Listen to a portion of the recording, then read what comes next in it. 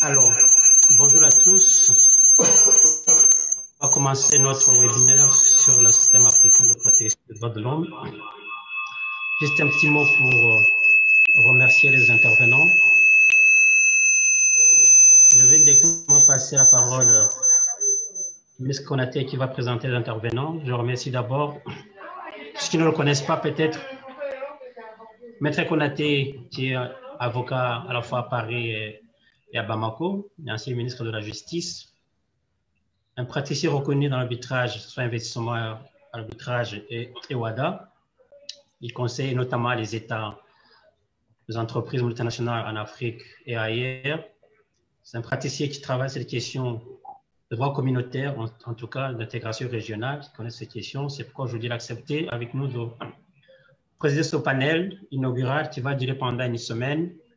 On se reverra encore demain pour le deuxième panel et on terminera à vendredi par un colloque. Après le 4 panels, donc du lundi au jeudi, on terminera par un colloque. Donc, je vais lui passer la parole qui présente l'intervenant et on est là pour répondre à vos questions. Merci, Maître Konaté. Merci beaucoup, Jean-Baptiste. Je voulais m'assurer que tout le monde m'entend et que tout le monde me voit.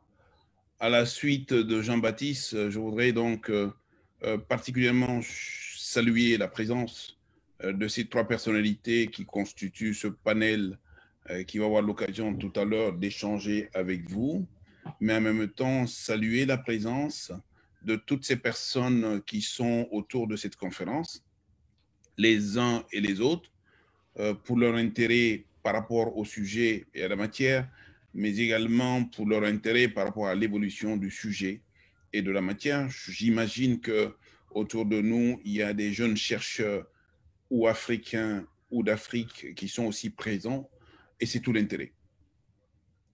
Pour parler aujourd'hui de questions de droits de l'homme, et pardon, les droits de l'homiste vont sans doute être indulgents vis-à-vis de moi, lorsque j'affirme, alors que je n'ai aucune qualité pour ça, que les droits de l'homme sont à la croisée des chemins aujourd'hui.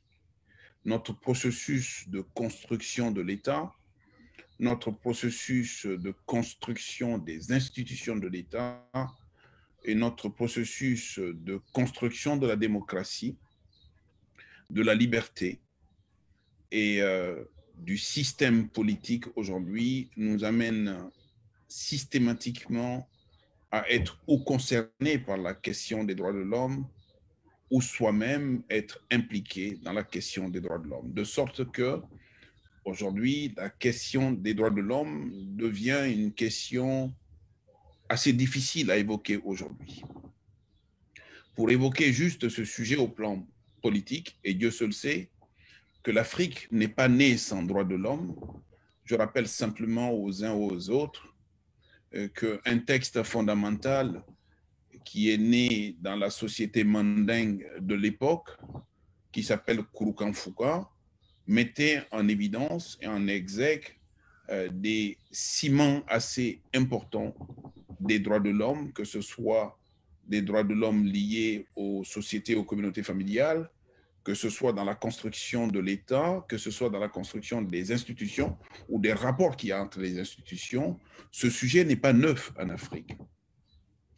Ce sujet aujourd'hui est très disputé en Afrique, fait l'objet de beaucoup de discussions, non seulement au plan politique, mais au plan de la gestion des institutions et de la démocratie. Et c'est pour ça que lorsque ce sujet se trouve évoqué aujourd'hui, notamment devant les juridictions et particulièrement les juridictions communautaires, il prend encore de l'ampleur et nous donne des perspectives qui nous permettent aujourd'hui d'y réfléchir et de faire en sorte aujourd'hui que ce sujet puisse aussi être construit d'une part, mais soit constructible de manière à ce que nos élites africains, nos chercheurs africains et nos jeunes étudiants puissent éventuellement s'essayer. Lorsqu'il est évoqué par des gens qui ne sont pas au pouvoir, ils trouvent en face la riposte des gens qui sont au pouvoir.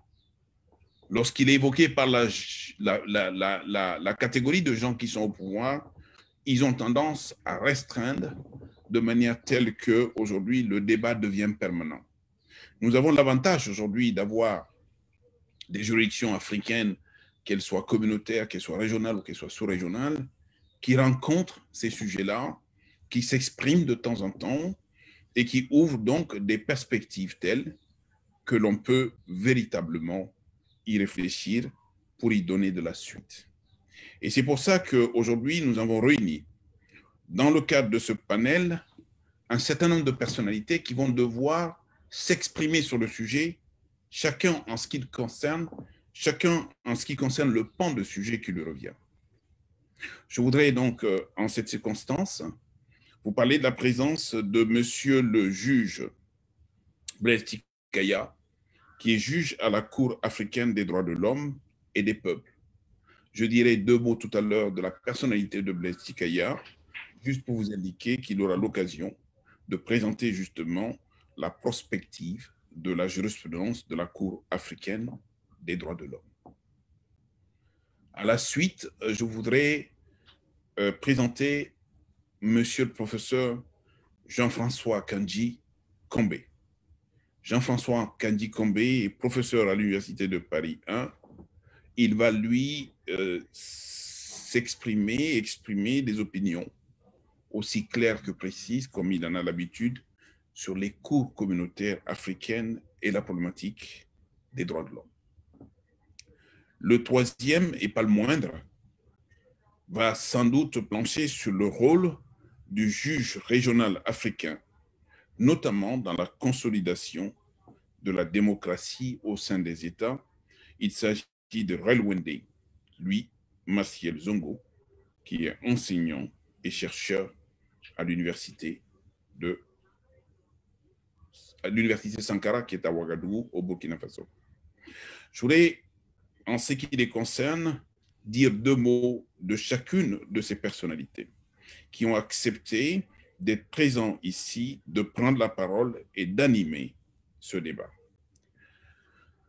Blaise Tikaya est juge à la Cour africaine des droits de l'homme et des peuples, comme je l'ai indiqué tout à l'heure, et Blaise Tikaya est le président honoraire de la Commission de l'Union africaine pour le droit international. Il fut le premier président et membre de 2009 à 2016 de cette commission. Blaise Tikaya est maître de conférence des universités à Fort-de-France et à Paris 13.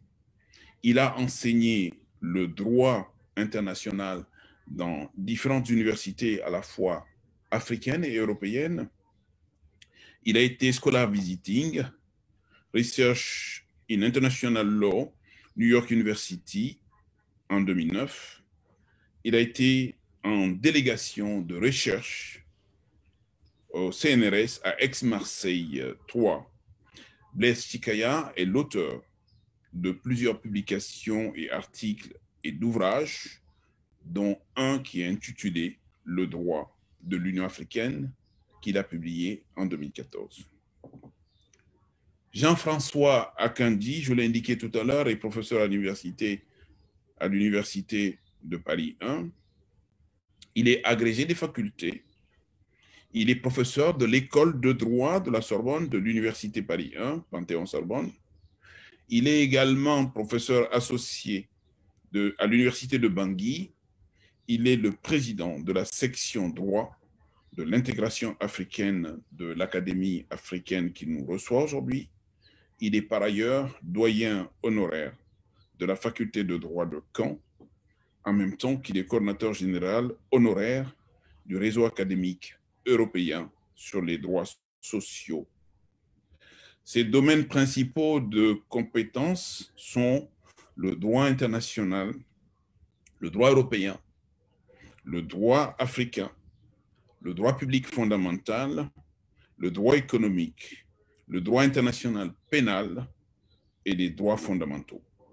Jean-François Kandji Kombe est l'auteur de plusieurs articles et ouvrages dans ces domaines que je viens de citer. Il est aussi professeur invité dans plusieurs universités en Europe, en Afrique et aux États-Unis. Jean-François Kandji est membre de plusieurs sociétés savantes. Le tout dernier intervenant est Zongo Relwende Louis Martial. Il est docteur en droit de l'Université de Genève, en Suisse. Il a soutenu une thèse en 2018 qui porte sur l'union de droit au sein de l'Union économique et monétaire ouest-africaine, UEMOA. Il a mené donc cette étude à la lumière du droit de l'Union européenne, et sa thèse a abordé en partie la protection des droits fondamentaux au sein des organisations d'intégration économique africaine, dont l'UEMOA en particulier. Entre 2014 et 2018, M. Zongo a travaillé comme assistant de recherche et d'enseignement, puis comme collaborateur scientifique au Centre d'études juridiques européennes de l'Université de Genève.